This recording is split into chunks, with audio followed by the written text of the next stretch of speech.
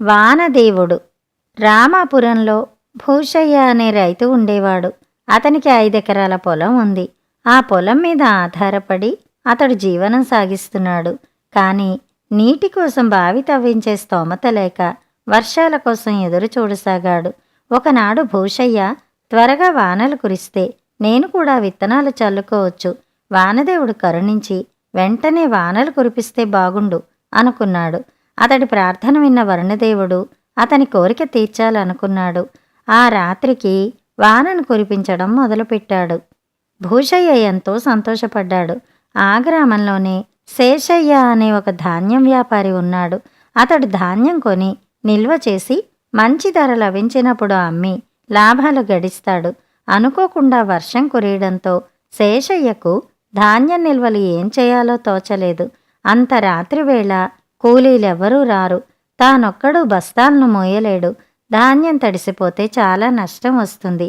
ఈ ఆలోచన రాగానే, వానదేవుడా, వాన ఆగేలా చేయి తండ్రి, ధాన్యం బస్తాలను గదుల్లోకి చేర్చిన తర్వాత ఎంత వర్షమన్నా కురిపించు అని వేడుకున్నాడు. శేషయ్య ప్రార్థన విన్న వరుణదేవుడికి జాలేసింది. పాపం, ఈ వ్యాపారి నా మూలంగా నష్టపోకూడదు అనుకుని వాన కురిపించడం ఆపాడు. శేషయ్య చాలా సంతోషించాడు. మరుసటి రోజు ఉదయాన్నే కూలీలను పిలిపించి ధాన్యమంతా గదుల్లోకి చేర్పించాడు. వరుణదేవుడు మళ్లీ వాన కురిపించడం మొదలుపెట్టాడు. వర్షం పడుతుండడంతో చిరాకు పడ్డాడు ఆ ఊరిలో ఉన్న రాజన్న అనే కూలీ. పొద్దున్నే వాన పడితే పనెలా దొరుకుతుంది, పనికి పోకపోతే తిండెట్లా అనుకున్నాడు. రాజన్న బాధ చూసిన వరుణదేవుడు వర్షం కురిపించడం ఆపేశాడు.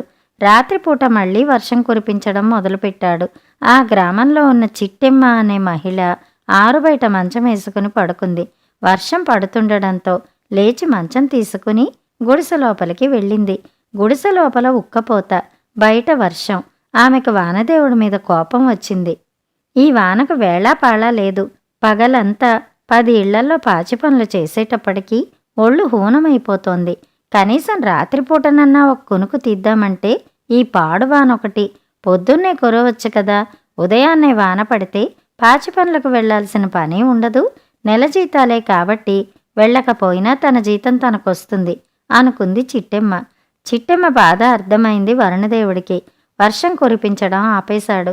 చిట్టెమ్మ సంతోషంగా మంచం ఆరుబయట వేసుకుని హాయిగా నిద్రపోయింది.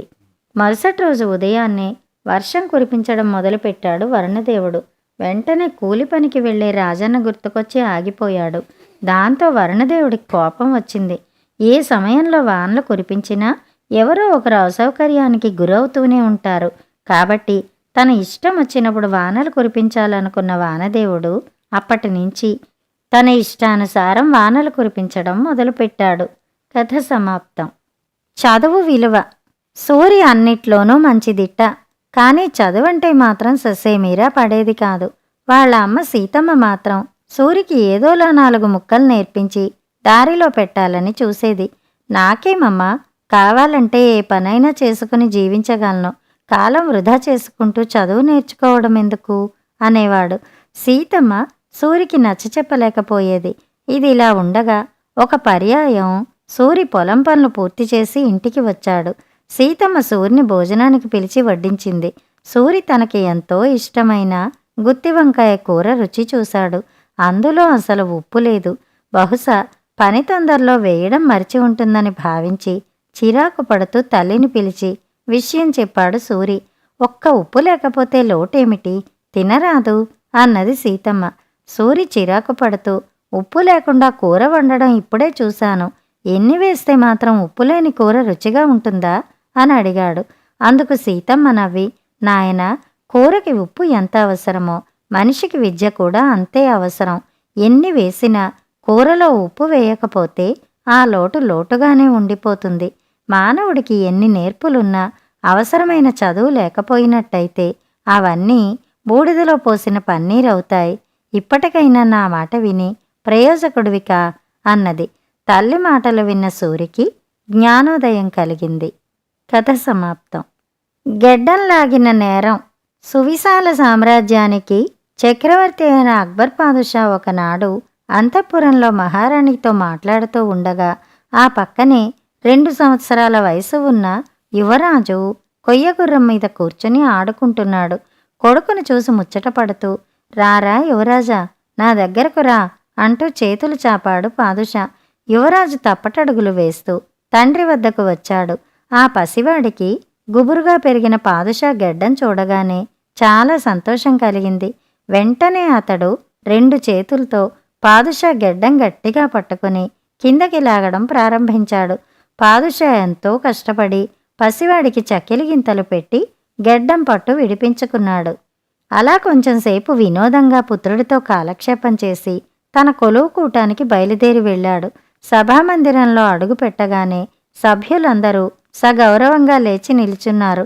పాదుషా సింహాసనం మీద కూర్చోగానే సభ్యులందరికీ ఒక వింత ప్రశ్న వేశాడు.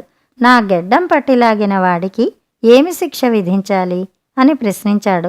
ఆ ప్రశ్న వినగానే సభ్యులందరికీ ఆశ్చర్యం కలిగింది. ప్రభువైన అక్బర్ పాదుషా వారి గెడ్డం పట్టుకుని లాగిన వాడెవ్వడు? ఎవరికి అంత ధైర్యం ఉంటుంది అనుకున్నారు సభాసదులు. చెప్పండి, అటువంటి తప్పు చేసిన వాడికి తగిన శిక్ష ఏమిటో ఆలోచించి చెప్పండి అని మళ్ళీ అడిగాడు పాదుషా.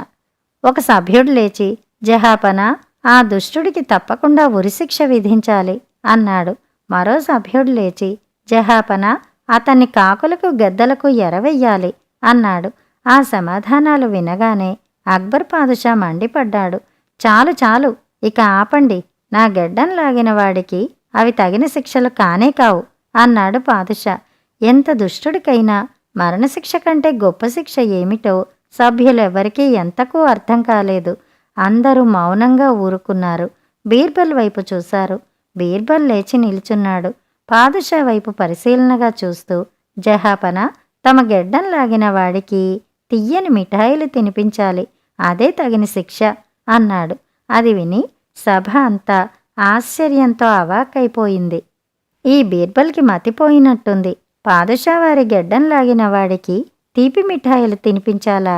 ఆహా, ఏమి శిక్ష, ఏమి న్యాయం అనుకున్నారు సభ్యులు. అటువంటి వాడికి మిఠాయిలు పెట్టడం తగిన శిక్ష ఎలా అవుతుందో వివరించి బీర్బల్ అన్నాడు అక్బర్ పాదుషా.